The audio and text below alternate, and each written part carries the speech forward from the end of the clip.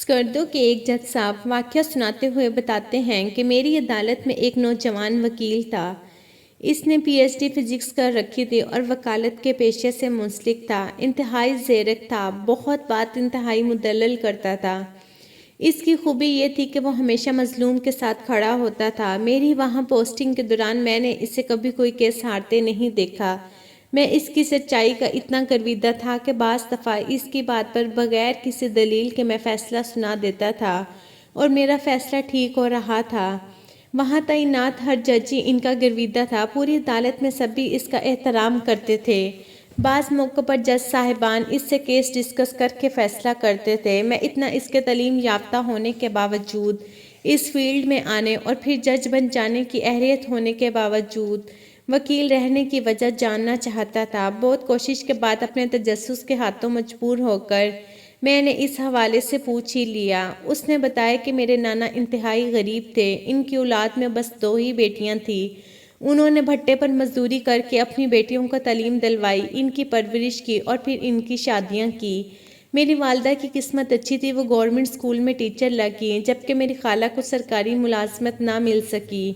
میرے نانا نے بھٹا سے قرض لے کر اپنی بیٹیوں کی شادی کی۔ میری والدہ نے گھریلو اخراجات سے بچت کر کے میرے نانا کا قرض اتارنے میں مدد کی، مگر پھر بھی میرے والد صاحب نے ان کو منع کر دیا تو میرے نانا خود ہی قرض کی عوض مزدوری کرنے لگے، جبکہ دوسری طرف میری خالہ کے ہاں کوئی اولاد نہ ہوئی تو انہوں نے میری خالہ کو تنگ کرنا شروع کر دیا۔ کئی بار مار پیٹ کر کے میری خالہ کو گھر سے نکالا گیا، پھر گھر والوں کی مداخلت سے ان کو راضی کر کے بھیجا گیا اور تیسرے مہینے پھر وہ سسرال والوں کے ہاتھوں مار کھا کر والدہ کی دہلیز پر آ بیٹھیں۔ یہاں تک کہ آخری بار جب ان کے سسرال والے ان کو لے کر گئے تو ان کے شوہر نے دوسری شادی کر لی اور میری خالہ کو اس شرط پر ساتھ رکھنے کی حامی بھری کہ گھر کے سارے اخراجات میرے نانا اٹھائیں گے۔ میرے نانا بیٹی کا گھر بسانے کی خاطر مزید مقروض ہوتے گئے۔ پھر سردیوں کی ایک دھند میں لپٹی ہوئی صبح کو جب وہ سائیکل پر جا رہے تھے تو گنے سے بھرے ٹرالے کے نیچے آ گئے اور اس دنیا سے کوچ کر کے جب میرے نانا فوت ہوئے تب بھی مقروض تھے۔ میری والدہ نے میرے والد سے چوری اپنا زیور بیچ کے میرے نانا کا قرض ادا کیا، ان کی تدفین کا انتظام کیا۔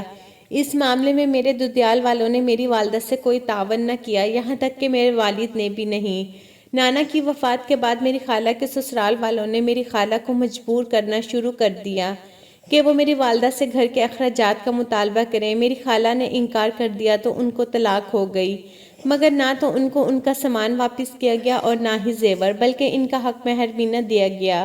میری والدہ اور خالہ کے پاس آخری سہارا قانون کا تھا اور قانون طاقتور کی باندھی ہے، اور میری والدہ اور خالہ نے ہائی کورٹ تک کیس لڑا مگر اپنا حق نہ لے سکی، اور پھر خالہ ہائی کورٹ میں کیس سنوائی کی پیشی کے بعد واپس آئی اور خودکشی کر لی۔ ان کی تجہیز و تکفین بھی میری والدہ کے ذمے تھی۔ میری والدہ نے یہ کام بھی بخوبی کیا، مگر بہن کی موت کے بعد ان کا چہرہ بجھ گیا، یہاں تک کہ میری کامیابی پر میری والدہ خوش نہ ہوتی تھی۔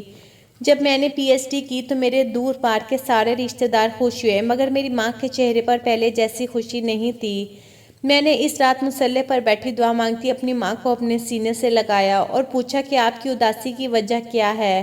میری والدہ نے مصلے کی تہہ کر کے کہا، میں چاہتی ہوں تم وکیل بنو۔ زندگی میں پہلی بار میری والدہ نے کسی خواہش کا اظہار کیا تھا۔ میں نے وجہ پوچھی تو میری والدہ نے الٹا سوال داغ دیا، کیا آپ کو پتہ ہے آپ کی خالہ نے خودکشی کیوں کی تھی؟ میں نے کہا نہیں، تو میری والدہ نے جواب دیا کہ تمہاری خالہ کے پاس وکیل کی فیس کے پیسے نہیں تھے تو وکیل نے جسم کا تقاضا کیا تھا۔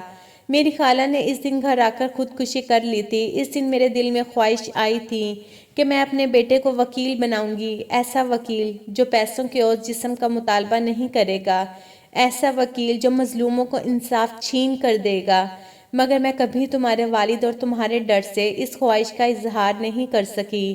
میری والدہ بات مکمل کر کے رونے لگی تو میں نے ان کے قدم چومے اور وعدہ کیا کہ میں ایسا ہی وکیل بنوں گا، اور پھر وکالت میں داخلہ لے لیا۔ میرے اس فیصلے سے تمام فیملی ممبر اور دوست احباب حیران تھے، مگر میری والدہ بہت خوش تھیں۔ میں جب تک جاگ کر پڑھتا رہتا میری والدہ میرے ساتھ جاگ کر آیت الکرسی پڑھ کر مجھ پر پھونکتی رہتی۔ میں نے وکالت میں بھی گولڈ میڈل لیا اور اپنی ماں کا خواب پورا کر کے دکھایا، مگر افسوس کہ میری والدہ اس خواب کی تعبیر نہ دیکھ سکی۔ میں وکیل بننے کے بعد ہمیشہ سچ کے لیے لڑا، میں نے کبھی کسی ظالم کو سپورٹ نہیں کیا۔ میں ہر کامیابی پر اپنی والدہ کی قبر پر جاتا ہوں، مگر ایک عرصہ تک میری والدہ مجھے خواب میں نہیں ملی۔ چند ماہ پہلے میں نے ایک یتیم لڑکی کا کیس لڑا، نہ صرف اس کا سامان اور حق مہر لے کے دیا بلکہ اس کے بچوں کا ماہانہ خرچہ بھی لے کر دیا۔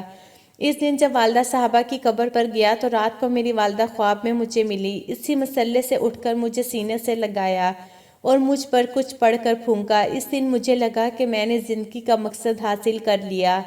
اہلیت ہوتے ہوئے بھی جج نہ بننے کی وجہ یہ ہے کہ بطور جج مجھ پر پریشر آ سکتا ہے، مگر بطور وکیل مجھے کوئی مجبور نہیں کر سکتا۔ میں حلال طریقے سے رزق اتنا کما لیتا ہوں کہ گزارا ہو جاتا ہے، بس میں اتنے میں ہی خوش اور مطمئن ہوں۔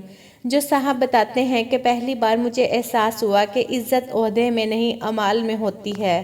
دوستو، اگر آپ کو میری ویڈیو اچھی لگی ہو تو پلیز میرے چینل کو سبسکرائب کر لیں۔